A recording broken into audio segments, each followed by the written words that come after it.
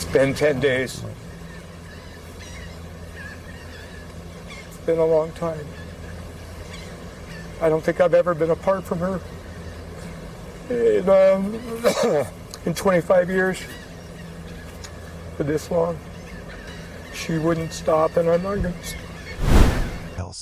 We uncover real crime stories, unsolved mysteries, and hidden cases from around the world. Dive into shocking details, dark secrets, and the truth behind every story. Subscribe and stay updated because every case has something hidden. Hello, honey. I just got a call from Hopetown Search and Rescue, and they found the flotation device that I threw to Mom when she fell overboard. They haven't found her yet, but they can now focus all of their efforts in a smaller area. I just wanted to update you and let you know I love you. I'll talk to you later. Bye-bye. That is Brian Hooker, leaving a voicemail for his stepdaughter Carly. 2 days after her mother went into the water off Elbow Cay in the Bahamas and never came back up. Listen to it again if you need to. Not shaking. Not searching for words. Not the sound of a man who watched his wife of 25 years get swallowed by the ocean 48 hours earlier. Flat. Measured. Like he was leaving a message about a package delivery. Brian Hooker has since walked out of a Bahamian police station a free man. He has since left the Bahamas entirely. His attorney says to visit his ill mother. Lynette Hooker, 55 years old, from Michigan, is still out there. Cadaver dogs are now in the water. And Carly Aylesworth, Lynette's 28-year-old daughter, has one word for what she believes happened on the night of April 4, 2026. The story Brian is telling. Before anything else, you need to understand the account that is being put forward, because it is not a ridiculous one on its face, and dismissing it without engaging it honestly would be a mistake. According to Brian, he and Lynette were aboard their yacht, Soulmate, anchored near Elbow Cay in the Abaco Islands. On the evening of Saturday, April 4, 2026, they took their 8-foot hard-bottom dinghy from the area near Hopetown's Abaco Inn back toward the Soulmate. For two people who had been living aboard that boat for years, this kind of short run was completely routine. He says conditions deteriorated fast. That Lynette essentially bounced off the dinghy. That winds were running around 18 to 22 knots. That he threw a flotation device toward her the moment she went in. That she was last seen swimming toward the Soulmate, roughly 1,000 yards away. That strong currents then carried her out of his sight. That neither of them was wearing a life jacket. Fox weather confirmed wind gusts near Hopetown were running at approximately 26 knots that night. A sailor who knew both Brian and Lynette personally and had traveled with them through the Bahamas described their dinghy to Fox News as underpowered for those conditions. He laid out the physics plainly. At 26-knot winds, two people separated on open water drift apart at 7.5 feet every single second. He said an Olympic swimmer could not close that gap once the wind had taken hold. Two people in their mid to late 50s. 3-foot waves. Sun already below the horizon. The conditions alone, if you accept the account at face value, tell a brutal story before anything else is considered. The night before all of this, April 3rd, Brian and Lynette were at the Abaco Inn. A bartender there named Ken, 38, told the New York Post the couple spent roughly 2.5 hours at the hotel pool that evening. Brian ordered multiple rum and cokes. Ken noted something that stuck with him. In the entire time they were there, he never once saw or spoke to Lynette. Only Brian. Carly told a local Michigan outlet that the couple had been sober for about 1.5 years but had recently started drinking again, and that they argued when they drank. The Abaco Inn visit the night before the disappearance fits directly into that pattern. Brian says he tried to paddle back. He describes a cascade of failures. A snapped oar pin, anchor trouble, flares that drew no response. The dinghy eventually drifted 4 miles toward Marsh Harbor. He beached it, made his way through brush to the Marsh Harbor boat yard, and called police at around 4 o'clock in the morning. Ken flagged one specific problem with that timeline. He knows the local geography. The distance between Hopetown and Marsh Harbor is about 4 miles. He told the New York Post it shouldn't have taken 8 to 10 hours to get there, Even just floating, it should have been much quicker. Nobody has publicly explained that gap. On Facebook on April 8th, Brian wrote, "I am heartbroken over the recent boat accident in unpredictable seas and high winds that caused my beloved Lynette to fall from our small dinghy near Elbow Cay in the Bahamas. Despite desperate attempts to reach her, the winds and currents drove us further apart. We continue to search for her, and that is my sole focus." His attorney, Terrell Butler, has said he categorically and unequivocally denies any wrongdoing. After his release, Brian told NBC News, "Lynette is my life. We belong to each other. That is the account." Now here is where it runs directly into documented reality. What the authorities actually did. Brian Hooker was not treated as a grieving witness. He was arrested. The Royal Bahamas Police Force took him into custody on April 8, 2026, 4 days after Lynette went into the water. By that point, he had already been interviewed twice. The arrest came on his third encounter with investigators. Royal Bahamas Police Force Assistant Commissioner Edvardo Dames confirmed publicly that Brian was taken in based on probable cause. Inside the interrogation room at Central Police Station in Freeport, investigators questioned Brian for more than 3 hours, specifically in connection with causing harm that resulted in death. His own attorney, Terrell Butler, confirmed that framing to NBC News. She acknowledged it indicated police were looking at a possible murder charge. Not an accident. Not negligence. Possible murder charge. Those are the words his own defense attorney used to describe what was happening inside that station. The United States Coast Guard simultaneously opened a completely separate criminal investigation running in parallel with the Bahamian one. 2 countries, 2 independent criminal investigations, running at the same time. That is not the institutional response to a weather tragedy. On the evening of Brian's arrest, a Royal Bahamas Police Force vessel approached the Soulmate, moored near Marsh Harbor. Officers were observed securing items to the side of the vessel and looking through the cabin window. What was found during that inspection has not been publicly disclosed. Brian was held for 5 days. Under Bahamian law, a 48-hour hold is standard. His was extended by 72 additional hours under special circumstances. His attorney argued throughout that there was no evidence to sustain a charge. On Monday evening, April 13th, the Department of Public Prosecutions recommended that no charges be filed, in their exact words, at this time, pending the outcome of further investigations. Brian walked out of the police station. He did not speak to reporters. His attorney described him as very emotional. Royal Bahamas Police Commissioner Shanta Knowles confirmed clearly that Brian Hooker remains a named suspect in an active investigation. At this time, not never, not cleared. At this time, he is a free man and a named suspect simultaneously. Both of those things are true. One more detail from the day of Brian's arrest that has not received enough attention.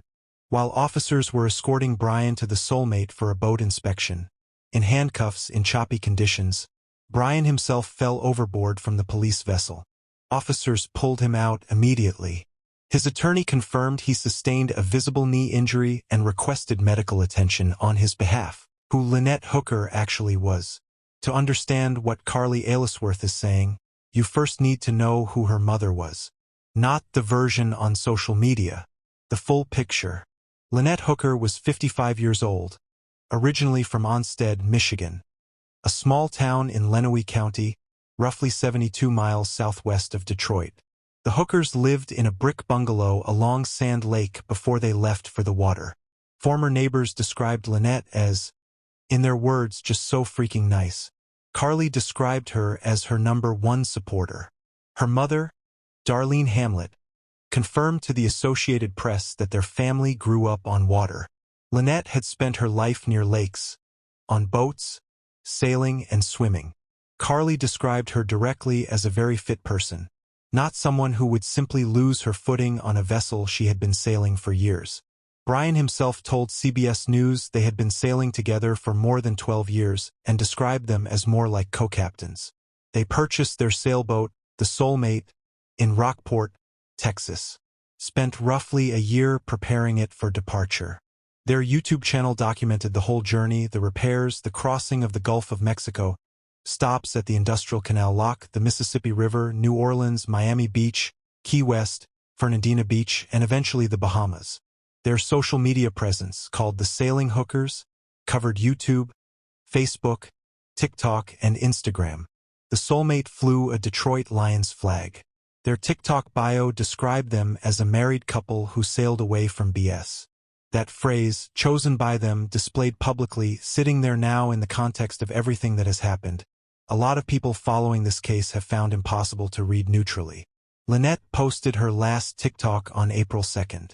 On April 3rd, the day before she went into the water, the couple uploaded a YouTube video. An overlay text asked, "Don't you two ever get sick of each other?" The response, shown alongside two people dancing. "Me and my husband." The clip played to Be My Lover by La Bouche, a public, cheerful joke about life on a small boat together. It was the last piece of content Lynette was part of.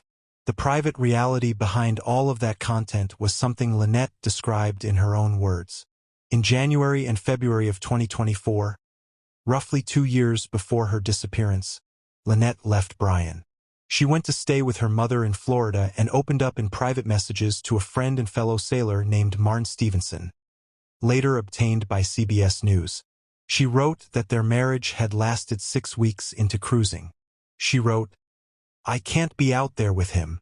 When Martin asked whether reconciliation was possible, Lynette said she was not going back. No ambiguity, no qualification. Within approximately a month, she returned. Heart emojis, the thumbs up. The sailing content resumed. To anyone watching from outside, nothing had changed. The gap between what Lynette posted publicly and what she wrote in private is not a minor detail. It is a fundamental contradiction, and every investigator working this case now has full access to it. 24 hours of silence. Lynette went into the water at approximately 7:30 on Saturday evening. Brian reached Marsh Harbor Boatyard and called police at around 4 o'clock Sunday morning. Search operations began. The Royal Bahamas Police Force deployed. The Bahamas Air Sea Rescue Association sent boats. Drones went up. Teams searched the area near Elbow Cay for 6 hours that Sunday without finding anything. Through all of it, Sunday morning, Sunday afternoon, Carly Aylesworth had not heard a single word from her stepfather. Not a call, not a voicemail, not a text. He reached her Sunday evening, somewhere around 8 o'clock or 8:30 p.m., nearly 24 full hours after. Lynette went into the water. The details that do not fit. Now to the physical specifics of Brian's account, because this is where Carly's challenge to the accident narrative becomes most concrete. The kill switch lanyard. On an outboard motor dinghy, the engine key is attached to a safety lanyard designed to be worn on the wrist of whoever is operating the boat. The mechanism is straightforward. If the driver goes overboard, the cord pulls free, the engine cuts immediately, and the boat stops. It is a driver safety device, not a passenger device. It belongs on the wrist of whoever is running that motor. Police confirmed that Lynette was wearing that lanyard when she went overboard, and that when it pulled free, the engine cut out. Brian told police that his wife had the keys, causing the boat to lose power. Carly's response to that detail has been the same from her very first public statement. "I'm confused why she has the keys because she never drove the dinghy. It was always Brian. So the story just doesn't add up right now." She has not changed that position across Fox News, CNN, NBC, CBS, or any other platform. A sailing friend of the couple offered a counter-explanation to Fox News, that in rough weather, the lighter person sometimes operates the motor while the heavier one provides balance in the center. He said plainly, "She had the key because she was driving." That is a reasonable technical possibility. But it does not address Carly's specific claim, which is not about general dinghy conventions. It is about what she personally observed across years of watching this specific couple on this specific boat. Beyond the key, maps Brian shared with fellow sailor Blaine Stevenson, later obtained by CBS News, placed Lynette's last known position in water less than 10 feet deep at high tide. For a lifelong swimmer and experienced sailor, shallow water near shore presents meaningfully different survival odds than open ocean. Carly also told CNN she could not understand why Brian paddled away from the location where Lynette went in, rather than dropping anchor and waiting at that spot. Why wouldn't he drop anchor and look for her? Why did he paddle the other way? Neither of them was wearing a life jacket. Two experienced offshore sailors, in an 8-foot dinghy at sunset, in 26-knot gusts. That is a choice experienced mariners do make. But it has specific consequences in those conditions, and it sits alongside the rest of Brian's account without easy resolution. None of these details are individually conclusive. Together, they form a series of specific questions that the investigation will need to account for. Now, the honest part, because the people pushing back on Carly's account are not all operating in bad faith, and some of their points have a factual basis that deserves direct engagement. A 2015 police report from Kentwood, Michigan has been cited by Brian's supporters as evidence that this marriage was complicated in both directions. According to that document, both Brian and Lynette accused each other of assault that night. Brian was intoxicated and bleeding from the nose. He told officers Lynette had struck him multiple times in the face.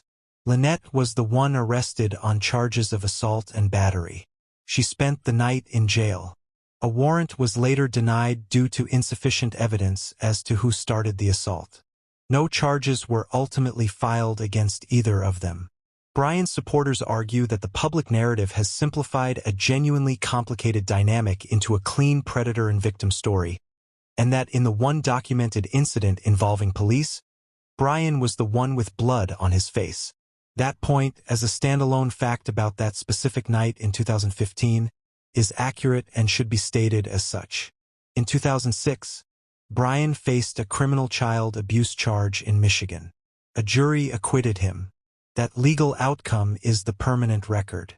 Even Carly's own boyfriend, Steve Hansen, told the Detroit News in the early days of the investigation, "We don't expect he'll be charged unless they find blood on the dinghy or her body or some key evidence like that." That is someone close to Carly acknowledging, honestly, that having a theory is not the same as having proof. Brian has not been charged. He has consistently denied every allegation. The legal process has not concluded. Physical evidence from either investigation has not been made public. These facts must stay visible. But here is what also has to stay visible. Jordan Plintz, 29, lived directly across the street from the Hooker's Inn on Stead. She had no media platform. Nothing to gain. She spoke independently to the Detroit News and described their marriage as turbulent with a long history of fighting. She said she had learned about the relationship from Lynette's own mother, who lived with the couple at the time. Her exact words about what she witnessed: "The violence was pretty bad. A next-door neighbor. Years before any of this happened." Describing what she saw independently, in terms that align with what both Carly and Darlene Hamlet have said on national television. Three separate people, a daughter, a mother, and a neighbor with nothing to gain, giving consistent accounts of the same underlying reality. Without coordinating, without a shared platform, without any of them being shown to have fabricated anything. Darlene Hamlet told reporters directly that Brian had abused her daughter physically and emotionally across their 25-year marriage. After Lynette vanished, Hamlet did not sit at home. She traveled to Miami to speak with the Bahamian Embassy and the United States Coast Guard personally. She archived years of private text messages. She reviewed the couple's social media for location and behavioral patterns and handed every thread she could find to investigators. When a reporter asked whether she had worried about Lynette being out on the water with Brian, Darlene Hamlet said, "Are you kidding? Every day I worried. Every time we parted. Not occasionally. Not when things seemed tense. Every single day. Pre-planned." After every verified detail laid out in this video, after the phone call that came nearly 24 hours late in a tone Carly described as monotone and relaxed, after the kill switch lanyard on Lynette's wrist on a night when Carly says Brian always drove, After the shallow water position, the paddling away, the absence of life jackets. After the bartender who never saw Lynette at that pool, and the timeline gap that nobody has explained.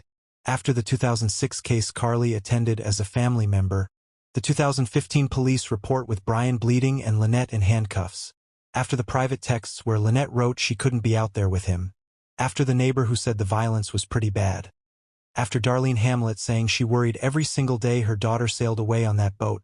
Carly Aylesworth sat down with NBC News and said the thing she had been building toward across every interview. She was asked directly whether she believed what happened to her mother was an accident. I hope this was just a freak accident, but I just have a hard time believing it. I feel like this was probably pre-planned, if anything. It doesn't seem like just some accident. Pre-planned. Not an argument that escalated in the dark. Not recklessness. Not a cascade of bad weather and bad luck. A decision made before that dinghy left shore on the evening of April 4, 2026. That is what she is alleging. She attached her name to it. She said it to a national news outlet. It is on the permanent record of this case. She connected it immediately to everything she had already named. The alleged history of choking, the specific prior threats to throw Lynette overboard, the separations that marked 25 years, the private texts, the neighbor who said the violence was pretty bad, the grandmother who worried every single day. She told Fox News on record, "There's a history of choking her out and threatening to throw her overboard. So the fact that this is actually happening makes me believe there's more to the story. Not a generic threat of harm. That exact action. From a boat. Into water. And Lynette Hooker has now gone overboard from a boat into water." Carly named that specific prior threat from her very first public appearance, before the arrest, before the murder framing became public, before any of the investigative details emerged. She has not changed her account once across Fox News, CNN, NBC, CBS, The Today Show, Good Morning America, or her 2-hour formal interview with United States Coast Guard investigators. Nothing she has said publicly has been shown to be factually contradicted by any evidence in the public record. She told NBC's Dateline she was concerned her stepfather was going to get away with this. While Brian flew out of the Bahamas, Carly flew in. On April 17th, she arrived with her boyfriend Steve Hansen and visited the Soulmate, the boat her mother had lived on for years, for the first time since the disappearance.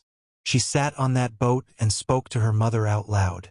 She told NBC Dateline, "I was like, hey Mom, I'm here. Wherever you are, I just want to talk to you and see you again."